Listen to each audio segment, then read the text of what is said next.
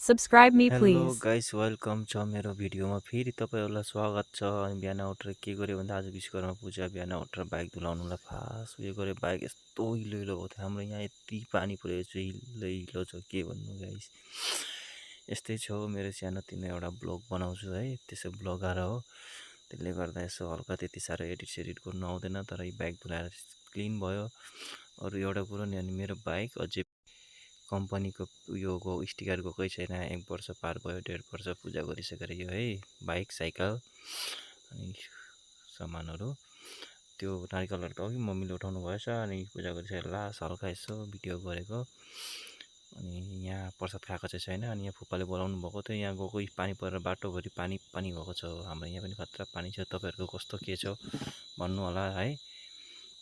यहाँ फुपाजुले के अरे पूजा गर्नु हुँदैछ, अनि ट्र्याक्टर हुनुहुन्छ फुपाजुको चाहिँ, बाइक छ, अनि त्यही पूजा गऱ्यो। उयो मालासाला झुन्ड्याएको छ, अनि लास्टमा जयकार लगाइ उयो गऱ्यो। प्रसाद खाएको भिडियो चाहिँ छैन है।